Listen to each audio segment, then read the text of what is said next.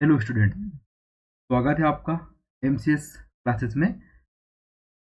आज हमारा करंट का टॉपिक है एनसीएआर की एक रिपोर्ट आई है, एनसीएआरई की रिपोर्ट आई है। ठीक है, कौन सी? इंडिया में पॉवर्टी को लेकर के रिपोर्ट आई है। ठीक है, किसमें आया? जनसत्ता की न्यूज़पेपर में स्पष्टता आई है। देखिए, अब ये डेटा हमको कहाँ कहाँ काम आने वाला है। सबसे पहले तो आपको 2024 के मेंस में काम आएगा। ठीक है, पेपर थर्ड इकोनॉमी वाले सेक्शन में पार्ट है। इकोनॉमी के सेक्शन में यूनिट 2 में क्या है? गरीबी। गरीबी हमारा टॉपिक है, इसमें ही आपको डेटा काम आने वाला है। ठीक है, बहुत ही आईएमपी डेटा है, लेटेस्ट है, आपको देखना है और इसे अपने आंसर राइटिंग में इसको लिखना है ताकि आप मेन एग्जाम में भी इसे लिख सकें। ठीक है, चलिए देखते हैं न्यूज क्या है। आज की न्यूज कि भारत में गरीबी घटकर कितनी हो गई? 8.5% रह गई। 8.5% बची है। ठीक है, अभी हाल ही में लास्ट रिपोर्ट आई थी नीति आयोग ने बताया था भारत में कितने प्रतिशत गरीबी है। सही, 14% उन्होंने गरीबी वर्तमान में बताया है। ठीक है, नीति आयोग की लेटेस्ट रिपोर्ट की 2023 के अनुसार। एक बार न्यूज देख लेते हैं। आर्थिक शोध संस्थान एनसी, ठीक है, एनसीएईआर, अब इसका फुल फॉर्म होता क्या है ये भी पूछ सकते हैं हमारे पेपर में। तो नेशनल काउंसिल, ठीक है, national council of applied economic research. ठीक है, ये क्या है? इन्होंने ही ये रिपोर्ट जारी करी है और इन्होंने क्या बताया कि कहा कि कोरोना महामारी से उत्पन्न चुनौतियों के बावजूद भारत में गरीबी 2011-12 में कितनी थी? 21.2%। कितनी थी? 21.2%। और ये किसने बोला था बताइए? ये परसेंटेज किसने बताया था 21.2% है करके गरीबी? आपको याद होगा, बताइए। सुरेश तेंदुलकर समिति का नाम सुने आपने? उन्होंने ही रिकमेंड किया था, क्या उन्होंने ही रिपोर्ट बताया था कि भारत में 21.9 या 2% गरीबी हो गई है। ठीक है, जो जिसकी तुलना में 2022-24 में कितनी गरीबी बची वर्तमान में? 8.5 गरीबी 8.5% गरीबी बची है। ठीक है, किसकी तुलना में? 11-12 की तुलना में। ठीक है, और इन्होंने क्या बोला? National council of applied economy research के एक शोध पत्र में भारत मानव विकास सर्वेक्षण की हाल ही में पूरी हुई तीसरी श्रृंखला के आंकड़ों और दूसरी श्रृंखला के आंकड़ों का उपयोग करके ये रिपोर्ट बनाया गया। और यह शोध पत्र में क्या है? बदलते समाज में सामाजिक सुरक्षा दायरा पर पुनर्विचार केंद्रित करना। यह शोध पत्र कहता है कि 2004-5 और 11-12 के बीच गरीबी में उल्लेखनीय कमी आई और 38.36% से घट करके 21.2% गरीबी रह गई थी। कब? 2011 में। 4 से लेकर के, जो किसका इरा था ये? पूर्व प्रधानमंत्री जी, किसका? डॉक्टर मनमोहन सिंह जी का इरा था। आरबीआई के गवर्नर भी थे वे। कौन से नंबर के गवर्नर थे? मनमोहन सिंह जी 15वें नंबर के गवर्नर थे। ठीक है, उन्होंने ही एलपीजी लाया था। ठीक है, प्रधानमंत्री नरसिम्हा राव जी के साथ मिलकर के। थोड़े छोटे छोटे फैक्ट है जो आपको एग्जाम में मिलेंगे, इसलिए मैं यहाँ बता दे रहा हूँ।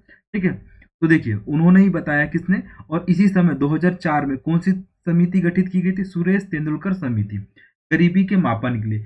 उन्होंने अपनी रिपोर्ट कब प्रस्तुत किया? 11-12 में। और उन्होंने कितना कहा? वर्तमान में गरीबी कितनी है? 21.2% है।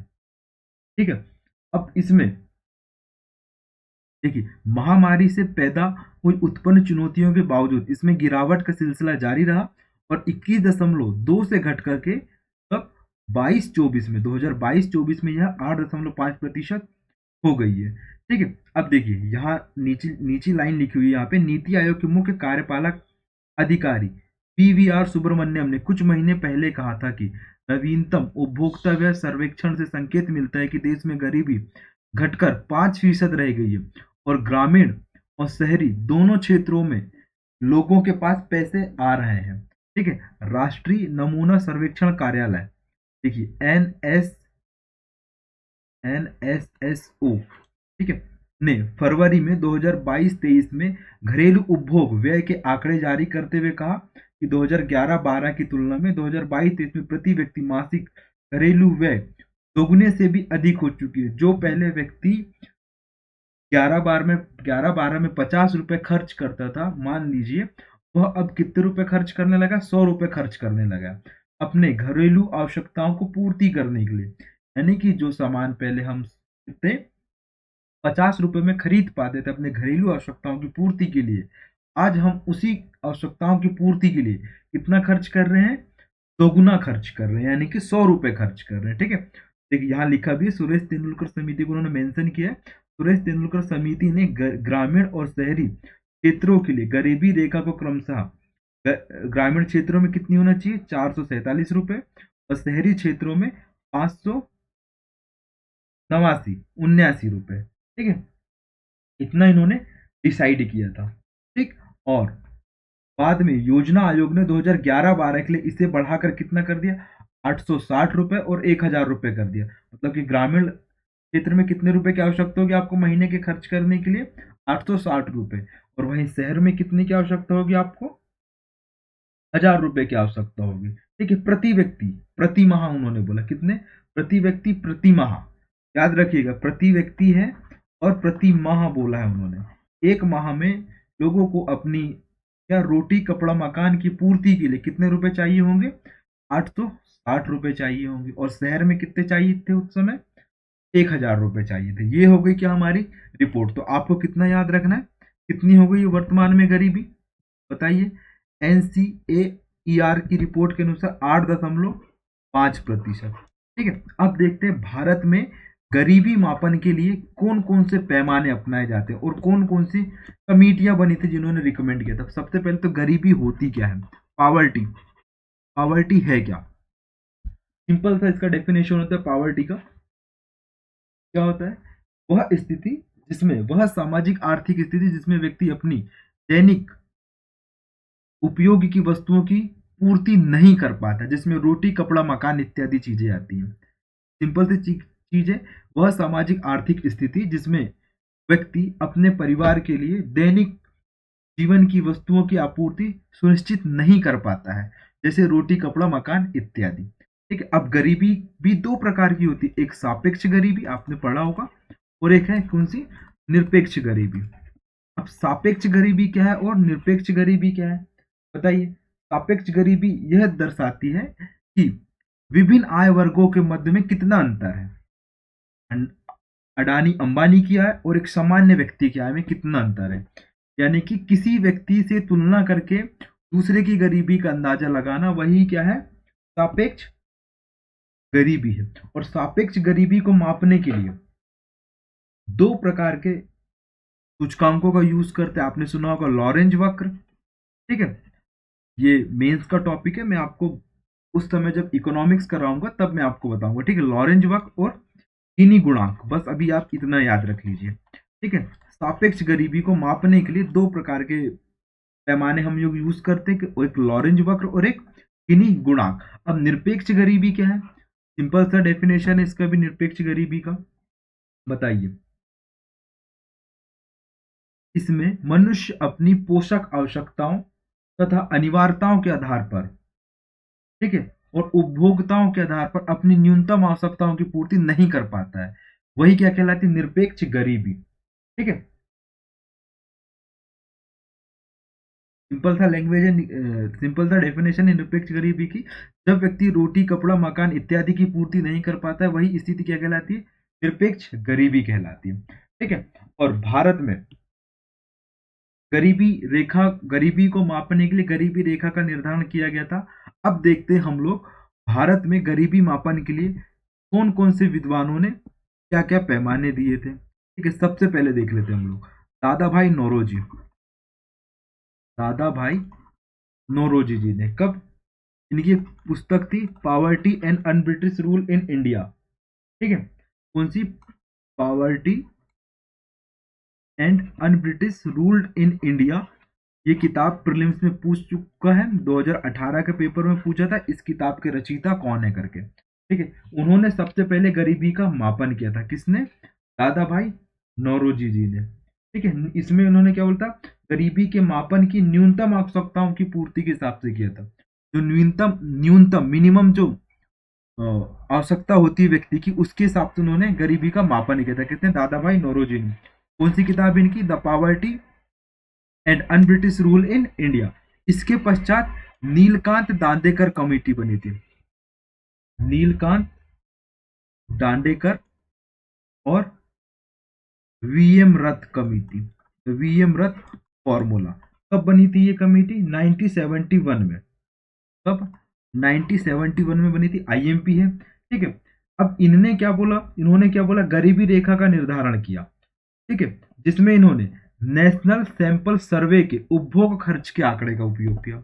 इसका नेशनल एनएसएस, ठीक है, एनएसएस के आंकड़ों का उपयोग किया और इन्होंने क्या बोला कि प्रति व्यक्ति औसतन कितनी कैलोरी होना चाहिए, यानी कैलोरी के हिसाब से सबसे पहले गरीबी का मापन किसने किया था?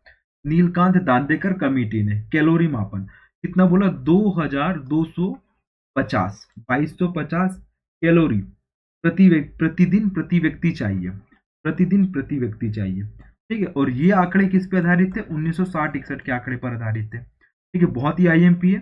सबसे पहले कैलोरी के आधार पर गरीबी का मापन किसने किया था? नीलकांत दांडेकर समिति। ये प्रीलिम्स का भी क्वेश्चन है और मेंस का भी क्वेश्चन है, ठीक है। अब इसके पश्चात देखिए इन्होंने क्या बोला? कॉमन बोला, यानी कि शहरी भी और ग्रामीण भी कितने कैलोरी की आवश्यकता होगी? प्रतिदिन 2250 कैलोरी की आवश्यकता होगी, शहरी ग्रामीण दोनों। इसके पश्चात एक कमेटी बनी, वाय के अलग समिति, ठीक है, वाय के अलग समिति बनी थी। अब इन्होंने, ये कब बनी थी? 1979 में बनी थी। इन्होंने क्या बोला? ग्रामीण और शहरी क्षेत्रों में कैलोरी की आवश्यकता भिन्न भिन्न होगी। ग्रामीण में कितनी आवश्यकता होगी बताइए? ग्रामीण क्षेत्रों में आपको प्रतिदिन 2400 कैलोरी की आवश्यकता होगी। कितने? 2400। गांव के लोग अधिक कार्य करते हैं शायद, इस वजह से उन्होंने बोला। और शहरी लोगों को कितनी आवश्यकता होगी? 2100 कैलोरी की आवश्यकता होगी। यदि इतनी आवश्यकता वो पूर्ण कर रहा है तो वो गरीबी रेखा में नहीं आएगा, वो गरीबी रेखा के ऊपर की श्रेणी में जाएगा, ठीक है। ये हो किसने बोला? वाई के अलग कमेटी ने। कब बोला था वाई के अलग कमेटी? 1979 में। ईयर भी याद रखना क्योंकि ईयर वो लोग पूछते हैं। अब इसके पश्चात देखिए, इसके पश्चात एक और कमेटी बनी थी, लकड़वाला कमेटी, लकड़वाला कमेटी। ये मैं इसलिए करा रहा हूं क्योंकि इस अभी चर्चे में रहा है गरीबी, है ना। पॉवर्टी इंडेक्स आया है, किसने लाया था इंडेक्स? NCAER ने लाया, इसलिए मैं आपको सारा हिस्ट्री बता रहा हूं गरीबी मापने का, ठीक है। देखिए वाई की अलग कमेटी कब आई? 1989 में आई थी। अब इन्होंने क्या, सॉरी, लकड़वाला कमेटी कब आई थी? 1989 में आई थी। अब इन्होंने क्या बोला? इन्होंने प्रत्येक राज्य के लिए मूल्य स्तर के आधार पर, क्या मूल्य स्तर, प्राइस लेवल जिसको बोलते हैं हम लोग, ठीक है, प्राइस लेवल के आधार पर प्रत्येक राज्य के लिए अलग अलग गरीबी रेखा का निर्धारण किया। यदि मैं बात करूं केरल के लोग संपन्न हैं तो वहां पे अलग गरीबी की डेफिनेशन होगी। वहीं में बिहार, झारखंड, मध्य प्रदेश, छत्तीसगढ़ की बात करूं तो वहां पे गरीबी का स्तर अलग होगा। इस हिसाब से उन्होंने प्रत्येक राज्य के लिए अलग अलग गरीबी रेखा का निर्धारण किया। और इन्होंने कितनी गरीबी रेखा बताई? इन्होंने प्रारंभ में 35 गरीबी रेखा बनाई थी इन्होंने। कितने? 35, क्योंकि उस समय 28 राज्य और 7 केंद्र शासित प्रदेश रहे होंगे, ठीक है। तो इस समिति ने प्रत्येक राज्य में ग्रामीण और शहरी निर्धनता के लिए अलग अलग सूचकांकों की बात करी थी। इन्होंने ग्रामीण क्षेत्रों में अलग सूचकांक और शहरी क्षेत्रों में अलग सूचकांक की बात करी थी। यदि हम लोग ग्रामीण क्षेत्र की बात करें, ठीक है, ग्रामीण क्षेत्र की बात करें तो इन्होंने कौन सा? उपभोक्ता मूल सूचकांक, कंज्यूमर प्राइस इंडेक्स, कौन सा? Consumer price index for agriculture labour, ठीक है, किसमें? Agriculture labour. कहां पे? ग्रामीण क्षेत्रों में। और वहीं शहरी क्षेत्रों के लिए इन्होंने क्या बोला? Consumer price index for industrial worker. किसके लिए? Industrial worker. तो इन्होंने दो सूचकांक दिए थे प्रत्येक राज्य के लिए, एक ग्रामीण क्षेत्रों में और एक शहरी क्षेत्रों में। सीपीआई हमारी आंसर राइटिंग का भी सिद्धांत या थ्योरी क्या है, या कंसेप्ट क्या है? सीपीआई, कंटेंट प्रेजेंटेशन इनोवेशन, इसके पश्चात डब्ल्यू जुड़ जाता है इसमें, ठीक है। हमारी आंसर राइटिंग का मेन थीम क्या है? सीपीआई। और यहाँ पे सीपीआई का फुल फॉर्म क्या होता है? कंज्यूमर प्राइस इंडेक्स ग्रामीण क्षेत्र में फॉर एग्रीकल्चर, और शहरी क्षेत्र में किसके लिए होगा ये बताइए? शहरी क्षेत्र में इंडस्ट्रियल लेबर के लिए होगा, ठीक है। ये किसने डिसाइड किया? लकड़वाला कमेटी ने डिसाइड करी थी। कब बनी थी? 1989 में बनी थी, ठीक है। कौन सी? लकड़वाला कमेटी। अब इसके पश्चात देखिए सुरेश तेंदुलकर कमेटी बनी, जिसका मेंशन हमारे पेपर में दिया। कब बनी? 2004 में बनी थी। इन्होंने कितनी बताया गरीबी? 2011 में 21.2% बताया। कितनी? 21.2% बताया। और इन्होंने 6 बुनियादी आवश्यकताओं को लिया था। कितनी? 6 बुनियादी आवश्यकताओं को लिया था। इसी के आधार पर इन्होंने गरीबी का मापन किया था। अब इसमें 6 बुनियादी आवश्यकता कौन कौन सी थी? शिक्षा, स्वास्थ्य, ये 6 पूछता है प्रीलिम्स में, है ना। बुनियादी संरचना, बेसिक इंफ्रास्ट्रक्चर जिसको बोलते हैं हम लोग, ठीक। इसके पश्चात स्वच्छ वातावरण, ठीक है। महिलाओं की काम तक पहुंच, काम तथा लाभ तक पहुंच, ठीक है। पहला शिक्षा, दूसरा स्वास्थ्य, तीसरा बुनियादी संरचना, चौथा क्या हुआ? स्वास्थ्य, स्वच्छ वातावरण, और पांचवा क्या होगा? महिलाओं की काम तथा लाभ तक पहुंच। इतनी चीज होना चाहिए गरीबी मापन के लिए। किसने बोला ये? सुरेश तेंदुलकर समिति ने। और इन्होंने जो बास्केट था कॉस्ट ऑफ लिविंग इंडेक्स, उसमें भी परिवर्तन किया। कॉस्ट ऑफ लिविंग इंडेक्स, इसमें भी इन्होंने परिवर्तन किया था। किसने? सुरेश तेंदुलकर समिति ने। अब इसके पश्चात सी रंगराजन कमेटी आई। सी रंगराजन कमेटी कब? 2011 में आई। कब आई? 2011 में। और इन्होंने क्या बोला? इन्होंने भी गरीबी का आकलन कैलोरी मूल्य के आधार पर किया। कैलोरी मूल्य के आधार पर गरीबी का आकलन किया। और इन्होंने 2011-12 में कितनी गरीबी बताई? 29.2% गरीबी बताई। कितनी? 29.2%। बहुत ही आईएमपी, क्योंकि रंगराजन रिपोर्ट हमेशा चर्चे में रही है, इसलिए ये पूछते हैं प्रीलिम्स में, ठीक है। रंगराजन, ठीक। आईएमपी याद रखना है आपको। कितनी गरीबी थी वर्तमान में? 2011 में तत्कालीन समय में 29.2% गरीबी। कितनी? 29.2%, ठीक है। अब शहरी गरीबी कितनी थी ये भी पूछते हैं वो लोग। 26.4%। कितनी? 26.4%। और ग्रामीण गरीबी कितनी रही होगी बता दीजिए? 30.9%। कितनी? 30.9%। तो इतनी रिपोर्ट आपको याद रखना है। और वर्तमान में अब गरीबी का मापन किसके द्वारा किया जाता है बताइए? नीति आयोग का इंडेक्स आता है, national multi dimensional poverty index. कौन सा आता है? National multi dimensional poverty index, ठीक है। ये कौन जारी करता है? ये नीति आयोग। नीति आयोग कब स्टेब्लिश्ड हुआ था बताइए? 2015 में हुआ था। कब हुआ था? 2015 में। किसने, और ये किसका स्थान लिया था इन्होंने, इस नीति आयोग ने? बताइए किसका स्थान लिया था? योजना आयोग का स्थान लिया था, ठीक है। ये हो गया क्या? गरीबी मापन की प्रमुख विधियां, ठीक है। 2023 में वर्तमान में कितनी गरीबी बची है? अब आपको याद होगा कितने परसेंट गरीबी? 14% के आसपास गरीबी बची है, ठीक है। किसने बोला? ये नीति आयोग ने बोला कि कितनी गरीबी वर्तमान में? 14.23%, ऐसा कुछ है, ठीक है। अब देख लीजिएगा इसको। तो ये हो गया क्या हमारा? सिंपल सा जो हमारी न्यूज आई थी उसी के आधार पर हम लोगों ने क्या देखा?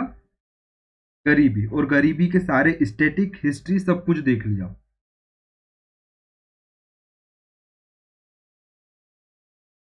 ठीक है।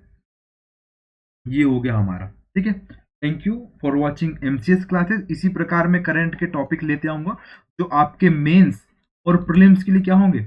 आईएमपी होंगे। किसके लिए? मेंस और प्रीलिम्स के लिए। डेटा के साथ साथ आपको क्या मिलेगा? कंटेंट मिलेगा। कंटेंट के साथ आपको बेसिक हिस्ट्री मिलेगी यहाँ पे, ठीक है। Thank you for watching MCS classes.